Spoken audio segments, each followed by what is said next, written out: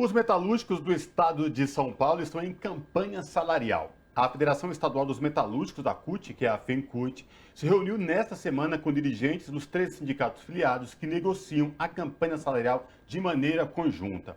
Para repercutir as campanhas salariais dos metalúrgicos e analisar o atual cenário de negociações entre patrão e trabalhador, nós conversamos agora com Eric Silva, que é da direção do Sindimetal São Carlos. Oi, Eric, tudo bem com você? Prazer em falar contigo, seja bem-vindo. Bom também, obrigado pela oportunidade de a gente falar aqui sobre a campanha que realmente está pegando fogo. Maravilha.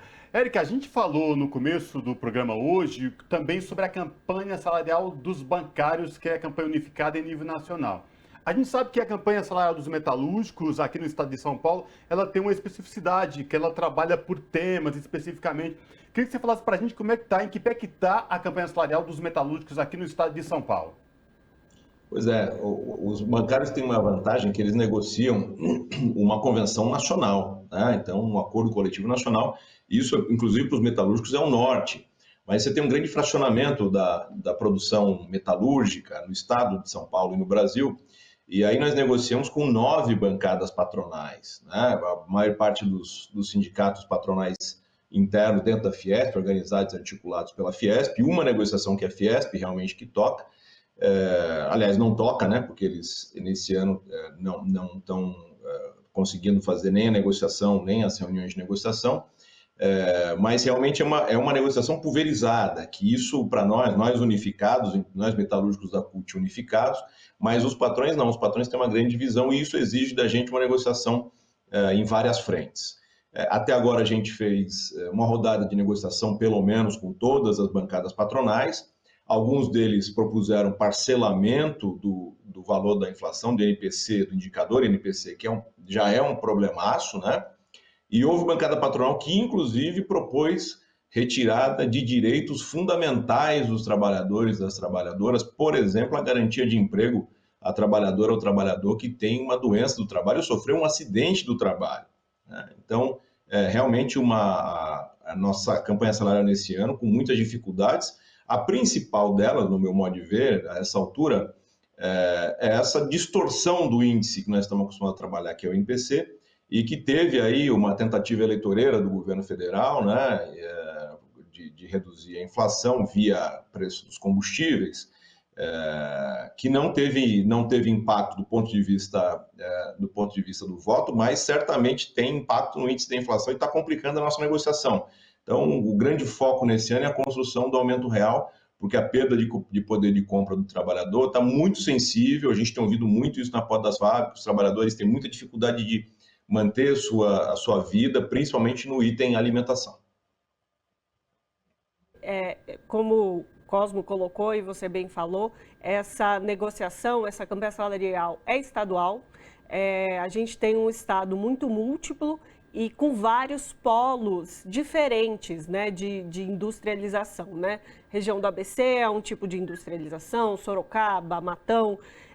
Há alguma distinção nessas negociações, dependendo dessa regionalidade? Como tem sido essas negociações, se há diferenças? A regionalidade não é tão determinante do ponto de vista da negociação, mas sim o setor patronal. Você tem o setor do aço, por exemplo, que está propondo os maiores absurdos, está bombando as exportações, né? E aí o que pega a regionalização é do ponto de vista da mobilização, porque nossa perspectiva é de mais de 30% de todo o setor do aço está concentrado ali no Vale do Paraíba. Então aí sim, essa regionalização é importante do ponto de vista da mobilização dos trabalhadores, como essa semana nós já tivemos lá na Porta da Gerdau, em Pindamonhangaba, fazendo um protesto de 2 horas, que foi muito importante, até para dar o recado para esses patrões que estão com essas ideias de alteração de cláusulas, que são para nós cláusulas pétreas das nossas convenções. Mas a regionalização, ela impacta do ponto de vista da mobilização. O que impacta mais na diferença são as condições econômicas e de produção de cada setor industrial, realmente. O setor do aço está muito bem, algum outro setor pode não estar tão bem, mas de verdade os setores do ramo metalúrgico estão quase todos bem aquecidos nesse ano, apesar da grande dificuldade do desemprego alto no Brasil. mas os setores ligados ao agronegócio, ele impacta quase toda a nossa cadeia de produção, porque o setor de máquinas, né, que fornece equipamento para o agronegócio, está muito aquecido. No ponto dessa especificidade, dessas diferenças, numa região ou outra numa produção, ABC Paulista, automotores, outra região, aço, peças, maquinário, enfim. Como é que lidar essa questão para os metalúrgicos do estado de São Paulo, da FENCUT, da Federação Estadual dos Metalúrgicos da CUT, com um ponto que vem sendo tratado há mais de um ano, que é essa falta de política industrial do Brasil e a falta de componentes que vem afetando a cadeia produtiva, que isso pode levar, inclusive, à demissão de trabalhadores. Como é que trabalha essa questão no estado de São Paulo, em nível de Brasil? Mas já que a gente está falando no estado de São Paulo, da campanha de vocês aqui no estado, como é que é essa questão de política, essa negociação e os tratos do sindicato, da categoria, com os órgãos públicos, por exemplo, governo do estado? Pois é. Bom, primeiro, quando eu falo de o setor estar aquecido, eles estão ganhando muito dinheiro, Cosmo. Estão ganhando muito dinheiro. Por quê? Porque eles direcionam quase tudo para exportação, né? Os focos, por exemplo, o setor de autopeças, mesmo com o problema do abastecimento, como você está dizendo, eles viraram muito para exportação, né? Com o dólar no patamar que está, eles exportam autopeças e também para reposição, né? Para manutenção. Quando você vende uma autopeça, vende uma peça de carro para uma loja de autopeças, você ganha muito mais dinheiro do que se vender para a montadora. Então, os setores vão dando um jeito de se virar e não querem pagar o que é importante para a gente, que é o aumento real nesse ano. Então, nós vamos ter que mobilizar, e estamos muito mobilizados, para construir as convenções coletivas com aumento real nesse ano, que está aqui com essa inflação tão alta e corroendo o poder de compra e a qualidade de vida da trabalhadora do trabalhador. Mas a nacionalização de componentes é parte da nossa pauta, né? Nós viemos falando a respeito disso há muito tempo e os patrões não nos ouvem, né? Pensar num país que podia ter produção de semicondutor no Brasil e essa ideia foi abortada, né? Descontinuada, implodida pelo governo de 2016 para frente, depois do golpe na presidenta Dilma, é um absurdo. Pensa com a crise de semicondutores que nós temos global. Se no Produzido Brasil nós tivermos a fábrica que foi iniciada a proposta lá atrás, ainda no governo Lula, nós teríamos alguma capacidade de suprir essa indústria que tem tanto problema de abastecimento. Esse problema de abastecimento dos semicondutores gerou outros vários problemas. Hoje, às vezes, uma montadora está faltando pneu, outra falta para-choque. Você tem uma desestruturação da cadeia de suprimentos para o setor automotivo. Mas a indústria, de um jeito ou de outro, tentam se resolver. Outra cadeia que sofre com o problema da falta de componentes importados, de novo na nossa pauta de nacionalização, é a indústria que faz equipamento eletrônico. Por exemplo, em São Carlos tem uma indústria forte que fabrica equipamento para cirurgia oftalmológica, para tratamento dentário, para ambulatórios de oftalmologia, de odontologia e tal. Eles sofrem com esse abastecimento porque voltaram para o mercado internacional, para a globalização de componentes, quando a gente tinha a possibilidade de produzir localmente, que é pauta nossa desde sempre.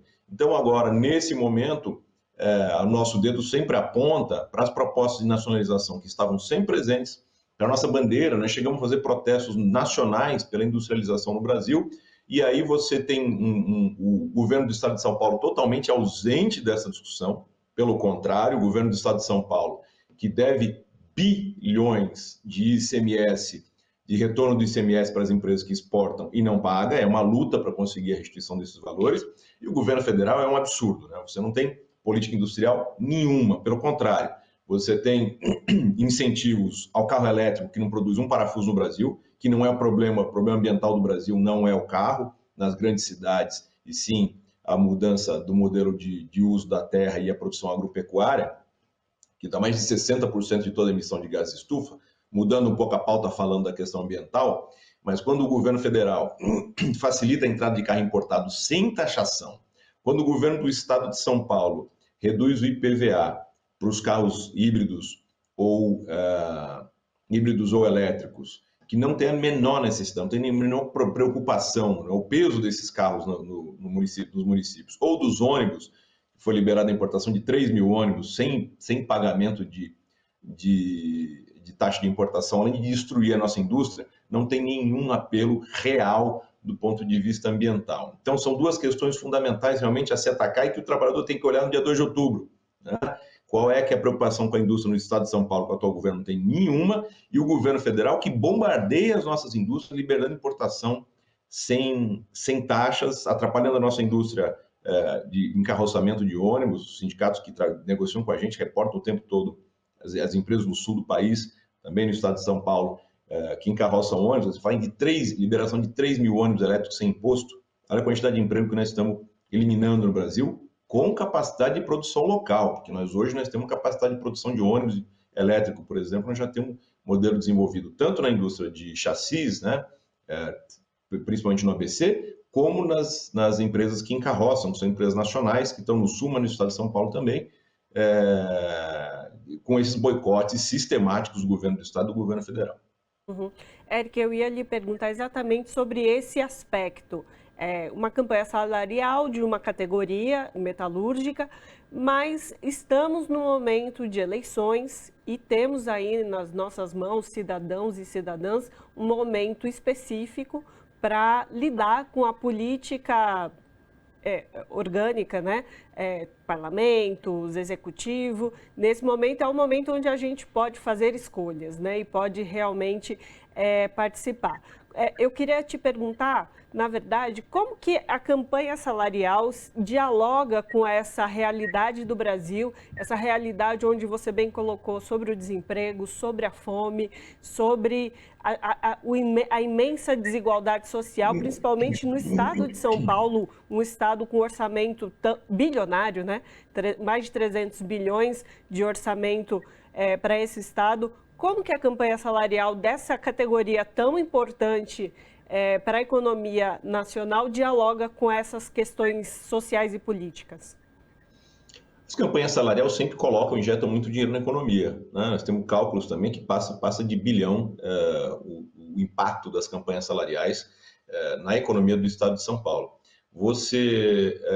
Num momento como esse, que a sensação do trabalhador aqui, a sensação não, a realidade, né? Essa sensação que a gente consegue ler nas portas das fábricas. Os trabalhadores sequer conseguem fazer isso é uma coisa muito emblemática, né? O trabalhador sequer consegue fazer uma compra, sabe aquela compra do mês que você vai no mercado e consegue abastecer e ficar sossegadinho ali, aquele mês? Pelo menos tem aquelas coisas básicas, né? Tem lá a farinha, o arroz, o feijão, o óleo. Ninguém consegue mais fazer isso. Então, essa é a tônica, né, que você ouve na porta das fábricas quando vai fazer uma assembleia. Essa coisa do combustível, não consigo mais abastecer no carro, isso já ficou para trás. O trabalhador que tem carro já esquece, agora ele já tirou isso da forma dele viver.